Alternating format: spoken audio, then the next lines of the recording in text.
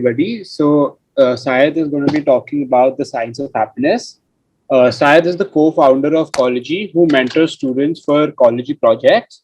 He also works for 176 VC, one of the largest entrepreneur networks in the US, and Bridge for Billions to mentor entrepreneurs. He studied international affairs at Ohio University as a Ford Fellow.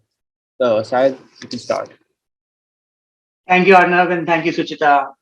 Yes, I could not emphasize more how much time and energy we spend in this topic, the science of happiness, the idea of happiness, and why it's so important for us to be happiness. I think when you study this whole world of productivity, you hear a lot about use this app, use that app, 5 a.m. club, and whatnot. But the reality is that if you're happy, and if you are able to do some of the things that we'll talk here, your productivity goes up, your relationships become better, your performance becomes better.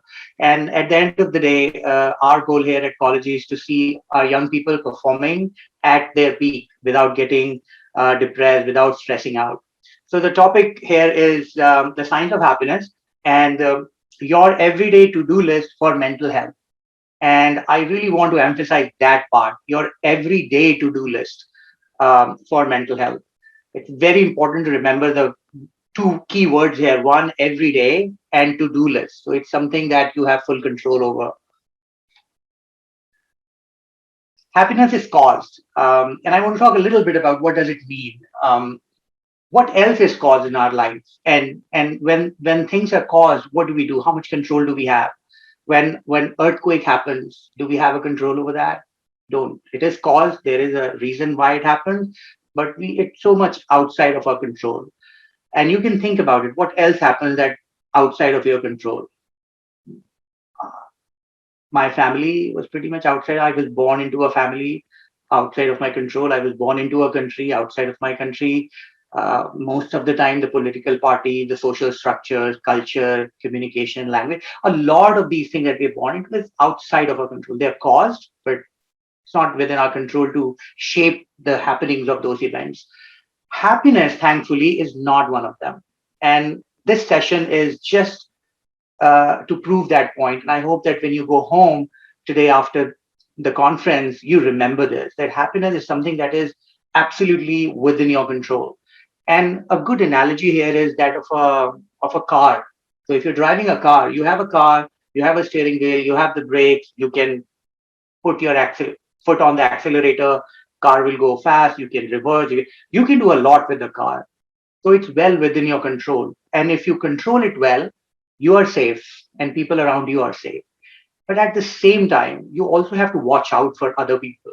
So you might be an absolutely safe driver. Your car could be absolutely safe car, well serviced, totally safe. But someone else might be driving in a bad way. So someone else is breaking the rule, and that could risk you. But if you think about it, when we think of the safety, what do we focus on?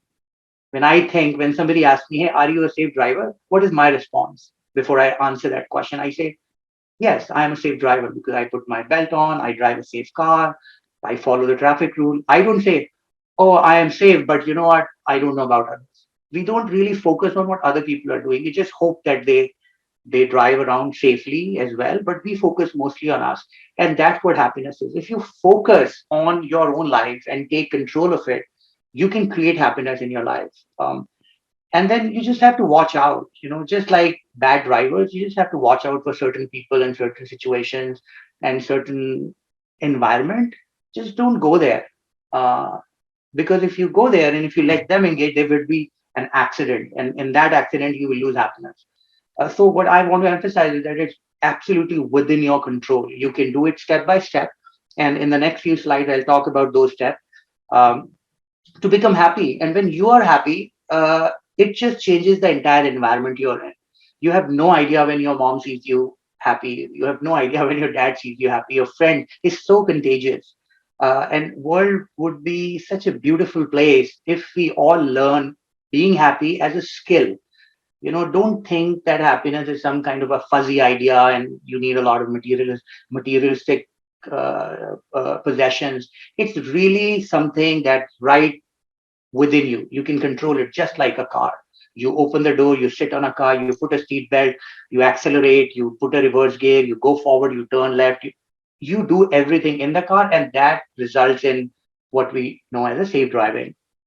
So how is that possible? Why am I comparing happiness with driving? Because of these reasons. Now, for something to cause, uh, there is something needs to happen. Your car will not start. You have to put the key in and turn it so it starts and it works. With happiness, there are certain chemicals in our body. They kick in and they cause happiness.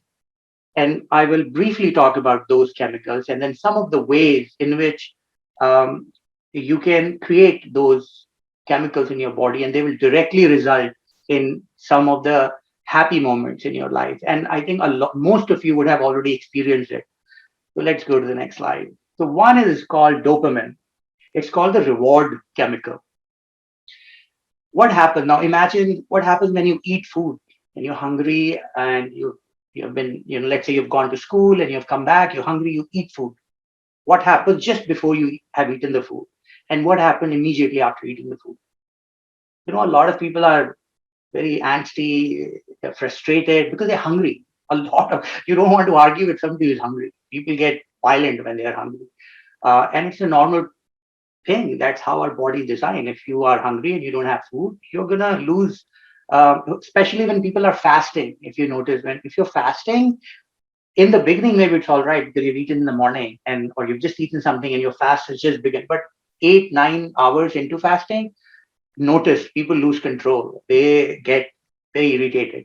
So when you reward yourself with food, this chemical kicks into your body. It's called dopamine, and it rewards you, and that reward leads to happiness. The second bit is when you achieve a goal. So anytime you do something that you wanted to do and you don't delay it, or even if something that has been, you have been delaying it and you do it, even if it's a small little thing, you finish your assignment, you post a blog post. In our case, with Collegey, when people do projects, they have very specific goals. These are weekly goals. Like all of you who are doing this conference, you are responsible for, doing this conference. When this conference gets over, a piece of dopamine will kick inside you because you started a project and you have finished it. You have achieved a goal. So achieving goals makes you happy. So try to achieve goals, small goals. Promise yourself you'll go for a walk and go for the walk. Promise yourself you'll write a blog post and write the blog post. Promise yourself that you will make a call to some uncle or some auntie of yours, or you'll go out and meet your cousin. Set goals and achieve them, even if these are very small goals, because as you achieve them, a reaction is happening in your body. That dopamine will let you, it will give you the moment of happiness. Sleeping well. I mean, sleep, I cannot emphasize more.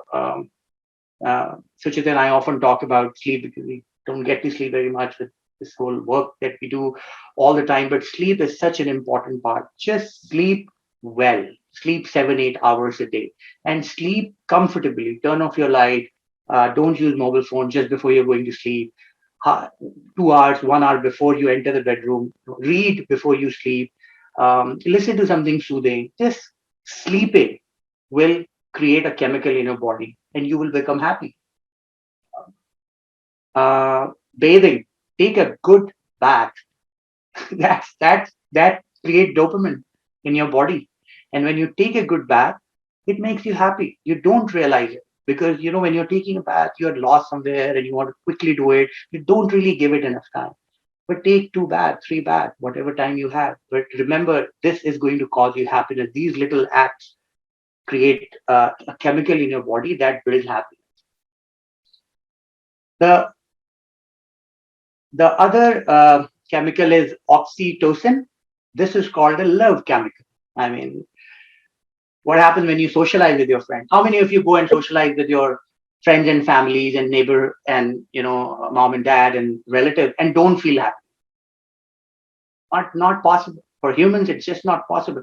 I am making this presentation, but if I have two of my cousins here and we sit down and chit chat, I'm just gonna be happy because that's how my body is designed. And it's not just the design part; it's also that part of the design. When I'm talking to people I like, my friend, my mom, my dad, my uncle, auntie, friend who I enjoy talking with, something happens in my body, and that something is this chemical, oxytocin. It gets created. So socialize with friends, take time out, hang out with the people that you like, and talk to them.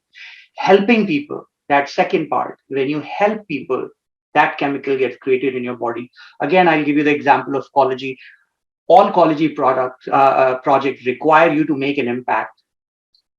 How can you make an impact without helping? I mean, just think of all the impact in the world. Can there ever be an impact which doesn't help somebody? It's just not possible. We want you to make an impact. We emphasize a lot. You partner, the task force that you're working with, variety of nonprofit organizations. At the end of the day, you're trying to help.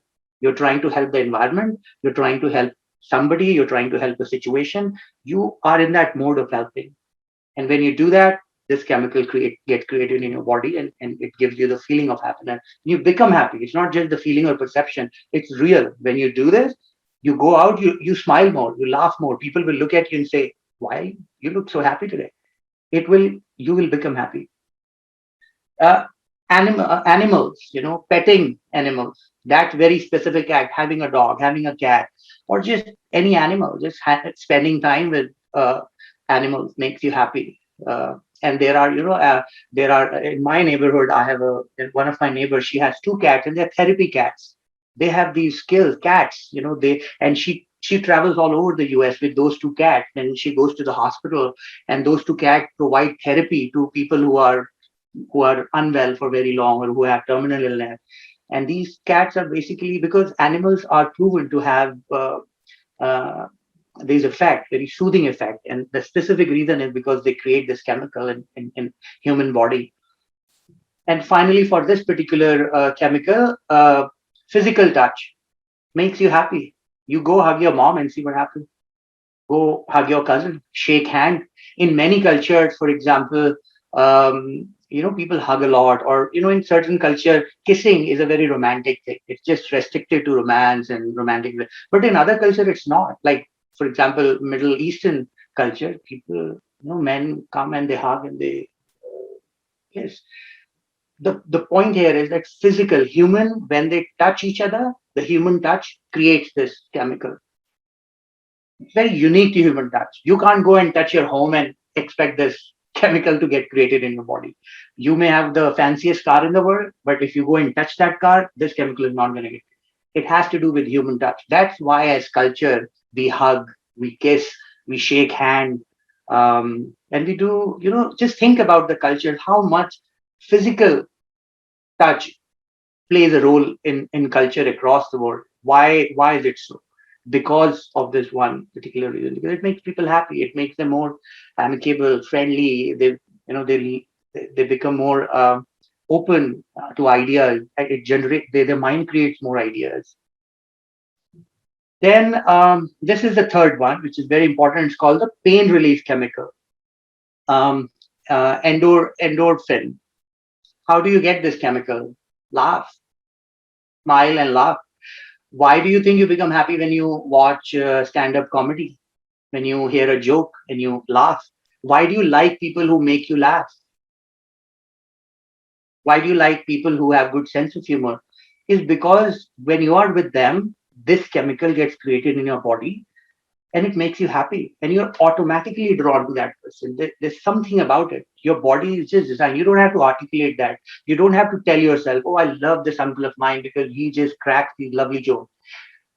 Because that chemical is created, you automatically develop that affinity for that person, and you become happy. Exercising, just get up and exercise and see what happens. I think we have a session tomorrow where we are talking about the importance of physical fitness for mental health.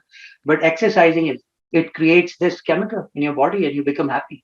If you're not in a good mood, you're frustrated, just take a walk, take a bike, ride, pull some weights, do some push-up, do some pull-up. Exercising creates happiness chemical in you. It's the pain relief chemical. So if you have any kind of the thing that's bothering you, do one of these things, one of these three things, and that pain will get out of your body. And when that pain goes out, happiness gets created. Music, listening to music. And again, you all know that. When you're in a bad mood and you're frustrated, you're not happy, you listen to music, you forget things. What happened? Your music, like I'm listening, I have my earphones on. If I have a music on, I mean, my situation hasn't really changed. If I didn't get the grade I wanted, if I didn't get the job I wanted, if I didn't get the funding I wanted, that situation hasn't really changed. 5 minutes ago, I was living with that situation. I wasn't happy. I was disappointed. Then I put the music on and suddenly I feel better. What happened? Something got to happen because just listening to music, can't just bring my pain down. Something else must have happened, and that something is this chemical. This chemical, your body is amazing. Your body responds to certain things. You just got to know how to work with your body. Just like when you're driving a car, you can honk, but you need to know how to honk. It'll change the gear, but you need to know how to change the gear. It'll go fast, it'll go slow, it'll go left, right, back, forth, whatever you want. But you need to know what to do. This is exactly how our body works. You exactly need to know. These are some of the tools you need to play around and you'll get happiness. And finally, serotonin, which is a mood chemical. And this is amazing too. I mean, uh, just go out in the sun. Make it a regular habit to absorb sun. I know in India, especially in North India, it's very hot. But just absorb the daylight. Don't stay indoors for too long in this artificial light. Get out and get exposure to light. Your body reacts to it. Your body trains itself to become happy just because of the sunlight. Nature walk. Go to nature. Just sit under a tree, go to a garden, take a walk. If you have any natural thing, anything that's natural, look at the cloud, look at the mountains, whatever you have. I know not all of us have the luxury to have beautiful nature around us, but whatever little you have, if nothing else, just go look at your plants or look at the trees on the streets or the sideway service lanes. Find something that's natural and look at it and just let it absorb. And and the last thing is being mindful. When you're mind, what does it mean? Now, mindfulness, we have a session on this, but in very simple terms, mindfulness means just look around you and pick one thing and think about it in a deeper way. For example, let's say I have a mug here, this mug, ceramic mug. I want to put myself in a state of mindfulness. What I would want to do is look at the mug and think about where it came from, who made it, where did the clay come from, where was the cast, where was it built, who sold it, how whoever sold it, whatever money it was sold for, who set the price. Think deeply about it. And there's this one form of meditation, I think I'm forgetting what it's called, and I participated in it a long time ago. And the trainer gave me a little cashew nut and said, "Here, hold this cashew and imagine the whole journey of this cashew. Where was it first? Where was it first planted? Who was the farmer? How did that farmer look like? Was it a man or a woman or a child? Did he have a family who lived far away from where the farm was?" Just imagine everything about that little cashew. Was it planted in some other country? Did it come to the US from Latin America? Which country? Did it come by sea? Just become mindful about small things that are around you. Think about your house. Just look at your house and think about it. When was it first built? Was Which part of my building was built first? Who built it? How long did it take? What kind of workers worked on? Just think about it. Go deep and start imagining these small things. And this is at the very core. This is called mindfulness, and it will. As you do this, you won't realize, but your body knows.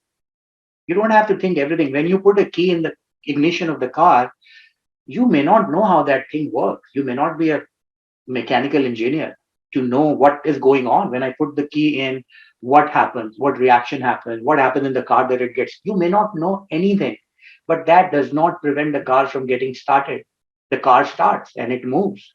And that's how your body, you may not realize that these chemical reactions are happening, but they'll happen. All you have to do is to do some of these things, and body will automatically identify it and it'll start responding. And the response would be happiness. Um, all right. So with that, I like to go to questions. I know there have been a lot of questions. I got many in my text messages, and also Arnav probably has some questions.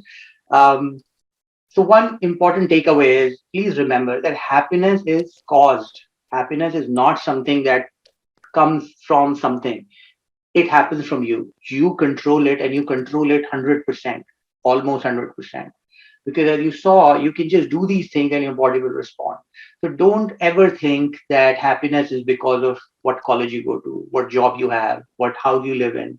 Long time ago, they did a research here in the US, if I'm not mistaken, and it was published by the New York Times. And they were trying to understand who are the happiest people on earth. Who are these people who are very happy or who are happy most of the time, despite whatever their conditions are. And guess what? What they found out? The happiest people they found out were construction workers.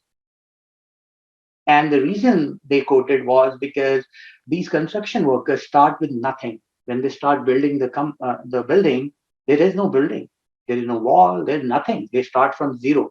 So every day they see the progress. And now imagine all of the things I mentioned. If you're a construction worker and you're building something, there was nothing. Every day you see progress, and that results in seeing something, and you do it all the time. Yes, you may be poor, you may not have nutritious food, you may not have fancy house, but your body doesn't know all of those things. Your body doesn't derive happiness from fancy car, fancy house, fancy job, fancy title. These are social construction. These are what we have created. Our body is designed to interpret some of these things. Our body behaves based on what is happening inside it, and you have all the control. So I would say go out and press some buttons. These are all the buttons we have. There aren't very many, and you will be happy. And if you're happy, you will succeed more. There are a lot of research being done to prove that happy people also have better relationship. Happy people live longer. Happy people are successful business people. They're more successful than others.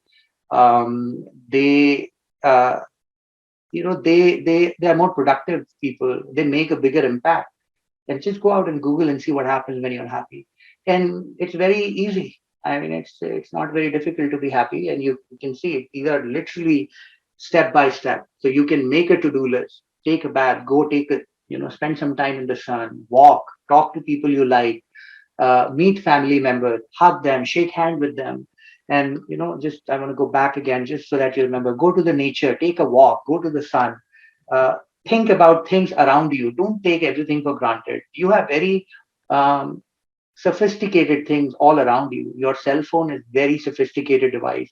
You don't have to think about the journey of your phone because they pick up a mug, pick up a cup of tea, and think about that tea. Where was it grown? Who got it? Who packaged it? Just being mindful about it. Exercise, hang out with people who laugh. You laugh, don't hold yourself. Listen to good music. Make it a regular habit. Whether when you go to bed, listen to music, or if you have some time, spend some time listening to music. When you're going on a walk, listen to music. Um, and if you can get a pet, it makes a lot of difference. Help people. Always find a way to help somebody, not because you want to do some good to someone else, but for your own sake. Helping others will create something in your body and you'll become happier. So find a way to help. And just socialize. And then some of these things very easy. Take good sleep, take a bath regularly. Not because you have to take a bath, not because you are sweaty and dirty, that's why you're taking a bath because your body needs it, and your body will create a chemical. Eat food on time. Don't remain hungry. Don't miss meals, because that will cause unhappiness. Because your body wants to be rewarded, and food is one of the ways. And finally, set goals. Every day, set small goals and achieve them. And these are very small goals. Again, you don't have to make the mother of all goals. Small little things, because your body doesn't know. Your body doesn't think in terms of, is it a big goal or it's a small goal. Your body is like, that goal, is it achieved? It is achieved. Okay, I'm going to release the chemical. Your body doesn't think whether you're going to build the next iPhone, or you are just going to do a little walk that you promise yourself. The body doesn't know all these things. The body just knows you have set the goal. Have you achieved the goal? The moment you achieve the goal, whatever it is, your body, boom, it presses the button, and it just created that dopamine in you. So, all right, with that, I would like to stop and take some questions. So, Syed, that was a really nice presentation. So, the first question that we have is, how do you think that the environment in which you live in impacts one's happiness?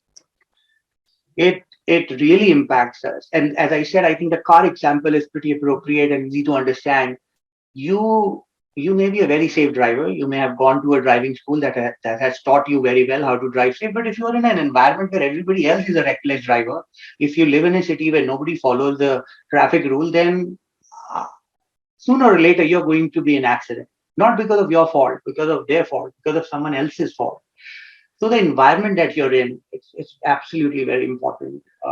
Watch out for people who are complaining all the time or whining all the time, who are just negative, because just stay away from them. And if you can help them, pray for them, but don't let them take away the happiness that you deserve, because your happiness causes happiness, your brothers and sisters and everybody else. You it is your responsibility to be happy. It's not just being selfish to be happy, because when you're happy, you make such a good impact around you. So take it as a responsibility, and as an extension of that responsibility, be very aware of your environment. Negative people who are always, or news, for example, always watching news that's negative, or engaging with things that doesn't make you happy, doing something that doesn't make you happy, and it happens over and over. For example, career choices. Our education system in India and in many other countries is very focused on grades and standardized tests, and if you don't do this, you're not going. This is not going to happen. If this doesn't happen, this is not. It doesn't. There are no evidence for this. Look at what happened. For standardized testing was around for how many years? One pandemic, and suddenly it's gone. I mean, we were all getting up in the morning, getting ready, putting the dress on, putting the tie on, and we were going to school. One pandemic, and schools are shut. We are all studying from school, from home. Everybody's working from home. Google folks are working from home. Apple folks are working from home. I mean, it's not really a big deal. So there are situations, there are people, there are stuff which are negative. Be very aware of it. Build your environment. Stay away from situations and people who do not recognize these small things, who do not want to be actively happy, and they'll cause unhappiness to you. So the next question that we have is, with the pandemic, all the meetings have been online, and there hasn't been a lot of face-to-face interactions. Mhm. So how do you think that affects one's happiness? Not being able to meet people regularly who you like or who you hang I out with. mean, it affects a lot, because here, look at this one. This chemical will not kick in your body if you don't socialize with people you like, and if you don't help people, if you don't have physical bonding. There is something about human beings, physical, being physical, in the sense that you're petting your animal, that's being physical, or you're hugging your friend, or you're just in close proximity to your friend and you're having a face-to-face conversation. They are directly involved. I mean, they really affect your happiness levels. So pandemic unfortunately has, I mean, one of the reasons we are having this conference is because pandemic has created so much of distress and anxiety and stress. And if you narrow it down, I think what it has done is it has reduced the level of oxytocin in our body.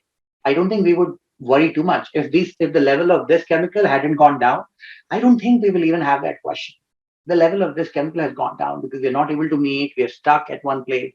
Our tendency and ability to help people has gone down. We're constantly being told, don't go out, this will happen, that will happen, lockdown, you cannot, you're just surrounded by these sort of, this negativity that is telling you to, watch out. You're always on a sort of a, you're always guarding yourself, you're on alert. And that causes, it really does affect. I think pandemic has absolutely caused a lot of stress on our society, and I think part of it is the reason that I think these levels are going down. Okay, so there's this question in the chat from Fozia who asks, being grateful and able to appreciate things around can make people happy. So how can this be learned or taught? Yeah, I mean, they obviously make you happy, and these are tested things. The most beautiful thing about these things that we spoke about and what Fozia is talking about, you can test it. Just try being grateful for a week. Get up in the morning and write three things that you're grateful for, and see what happens. This is an experiment that all of us can do.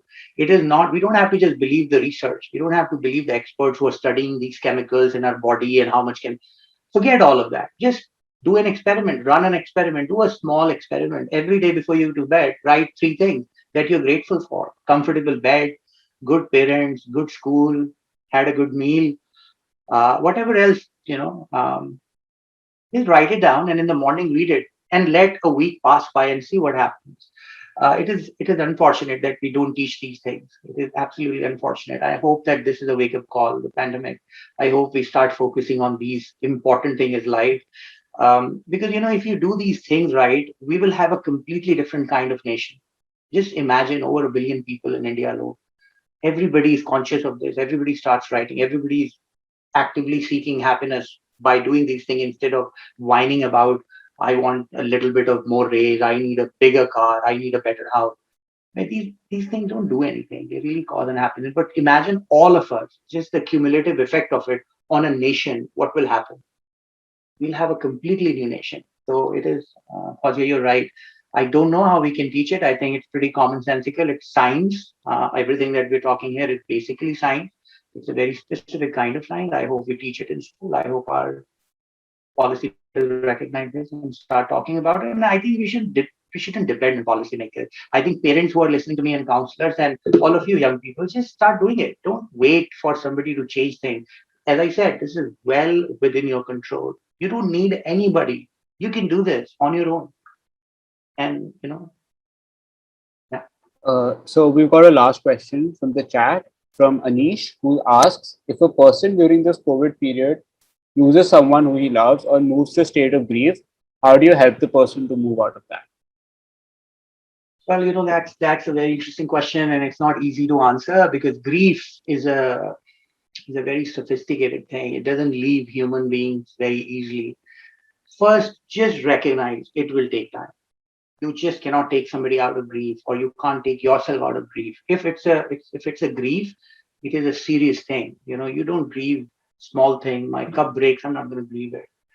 Obviously, if I'm in grief, something serious has happened. And when something serious happens, all you have to do is to give that seriousness the time it deserves. And again, as I said, because this is a science, if you have somebody in the family who's grieving and who is not able to come out, just go back to these slides and see what can you do to create that chemical, which is the pain one. This was it, right? Endorphin. Can you make that person laugh? Can you go for a walk with that person? Can you play some music that that person likes?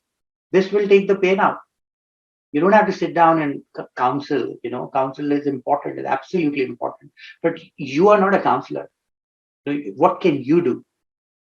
These things, crack a joke, watch Charlie Chaplin together, go for a walk.